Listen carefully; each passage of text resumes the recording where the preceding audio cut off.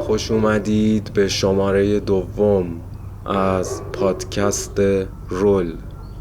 اینجا رول ها فقط بازی نه بلکه زندگی میشن.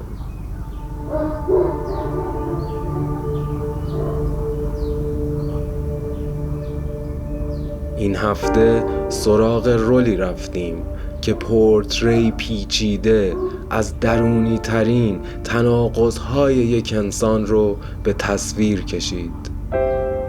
پشت سکوت‌های طولانی و نگاه‌هایی پر از شک و تردید، انسانی دیگر متولد شد. کسی که در هر حرکت و هر نفسش یک چیز رو فریاد می‌زد: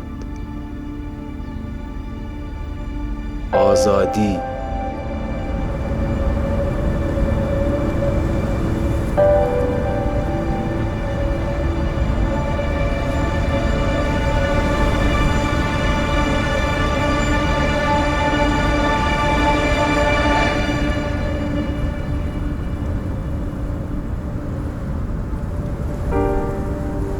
آلمان شرقی، سال 1984.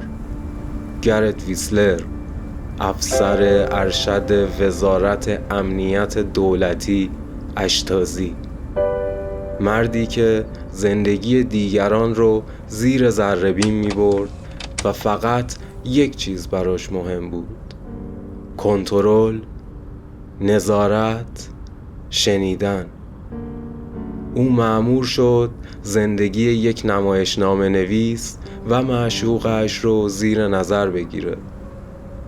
در ابتدا فقط یک جاسوس حرفه‌ای بود، بی احساس، دقیق و همیشه در خدمت حکومت. اما هرچه بیشتر شنید و دید، دیوار میان ویسلر و آن زندگی آروم شروع به ترک خوردن کرد. در پشت پرده حرفها و سکوتها چیزی پیدا کرد که انتظارش رو نداشت: انسانیت.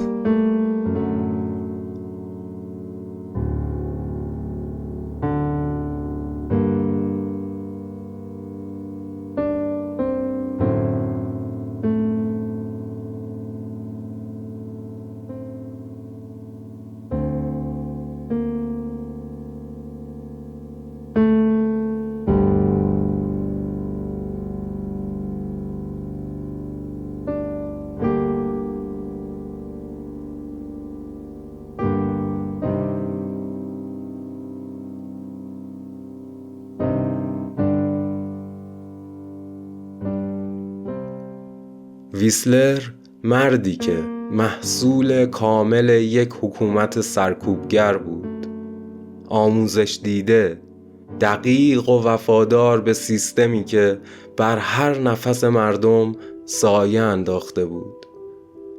اما مأموریتش که قرار بود فقط یک پرونده دیگه ای باشه، به آینه ای تبدیل شد. آینه ای که تصویر واقعی خودش رو نشون داد. نه یک مأمور بیروح، بلکه انسانی که توان دیدن، شنیدن و درک کردن داشت.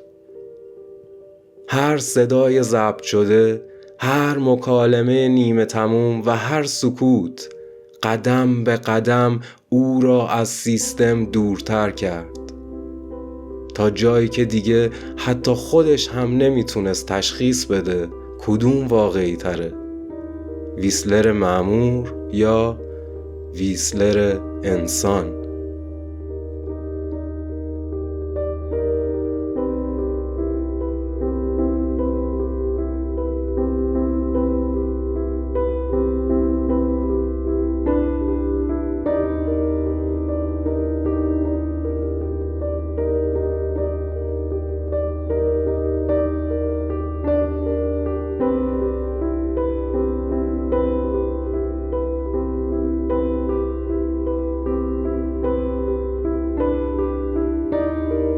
فیلم زندگی دیگران ساخته فلوریان هنکل فون دونسمارک، محصول سال 2006.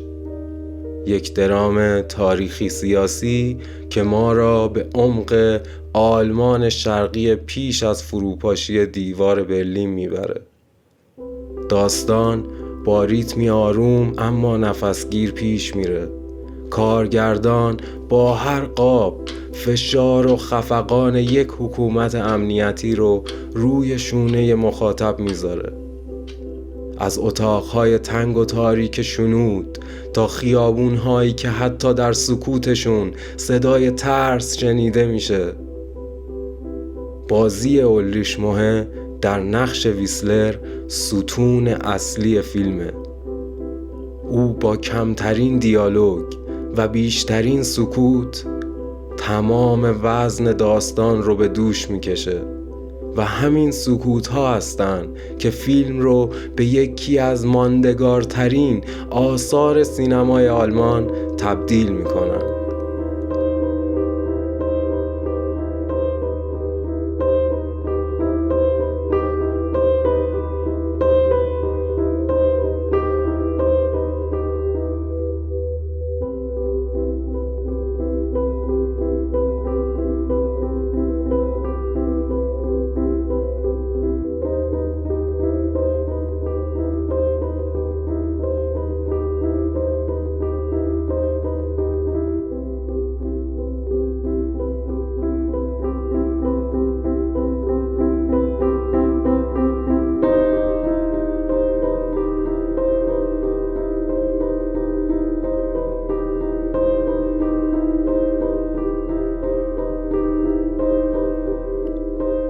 ویسلر فقط یک رول نیست، نقش مکملیه که بدون اون داستان پیش نمیره.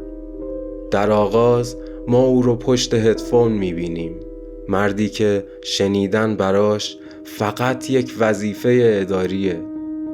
اما هرچی پیش میریم این شنیدن تبدیل به درگیر شدن میشه. او کم کم از مرز یک ناظر عبور میکنه و به بخشی از زندگی کسانی بدل میشه که باید نابودشون کنه. هر تصمیمی که میگیره مثل یک موج کوچک مسیر داستان رو تغییر میده. از تغییر در گزارش‌ها تا سکوت در لحظاتی که سکوتش از هر حرفی بلندتره. در یکی از لحظات بحرانی فیلم ویسلر در صحنه‌ای نمادین ماشین تحریر نویسنده رو از محل کارش بر می‌داره تا از دست مأموران دیگه در امان بمونه. این حرکت نشون دهنده تغییرات بزرگ در درون رول ویسلره و اینجاست که میفهمیم بدون ویسلر زندگی دیگران فقط یک پرونده امنیتی میموند، اما با او به داستانی انسانی و فراموش نشدنی تبدیل شد.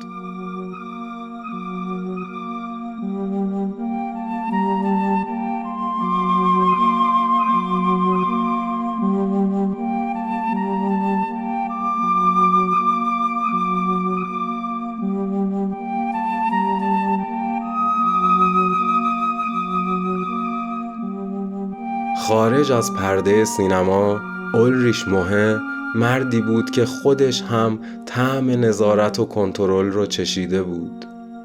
در دوران آلمان شرقی او نه تنها بازیگر تئاتر و سینما بود، بلکه زیر سایه اشتازی زندگی میکرد. سالها بعد اسناد نشون داد یکی از کسایی که او رو گزارش میکرد همسر سابقش بوده. همین واقعیت مثل زخمی باز همیشه در زندگیش موند. شاید همین تجربه تلخ بود که باعث شد رول ویسلر رو انقدر واقعی بازی کنه، چون اون دقیقاً میدونست زندگی زیر ذره‌بین یعنی چی و تنهایی پشت هر نگاه چه طعمی داره. زندگی خودش هم خیلی زود به پایان رسید.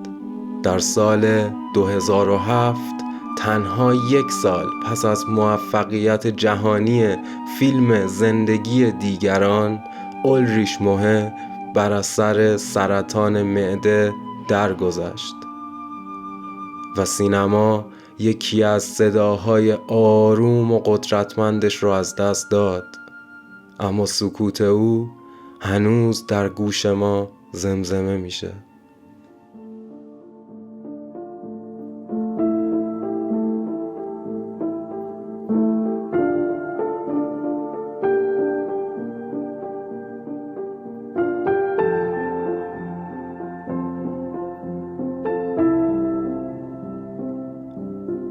گاردین نوشت زندگی دیگران حتی وقتی هیچ حرفی نمیزند داستان خودش را دارد.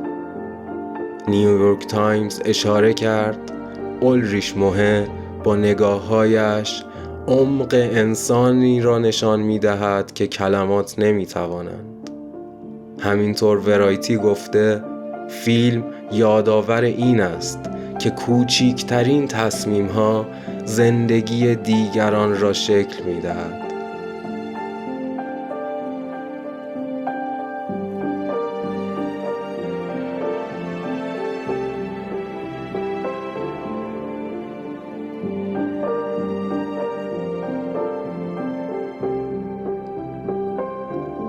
اسکار بهترین فیلم غیر انگلیسی زبان در سال 2007، بفتای بهترین فیلم غیر انگلیسی زبان و جایزه بهترین بازیگر نقش مکمل مرد برای اولریش موهه تنها گوشه ای از افتخارات برای اولریش و سازندگان این فیلمه.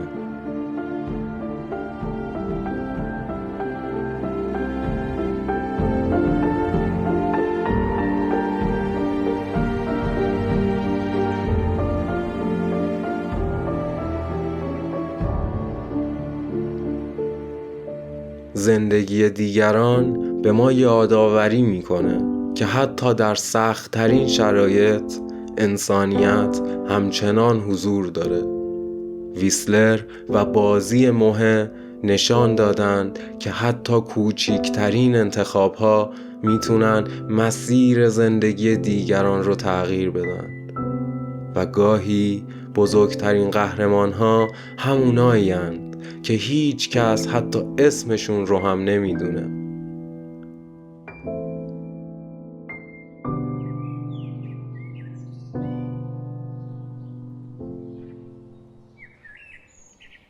ممنون که با ما همراه بودید در شماره 2 از رول.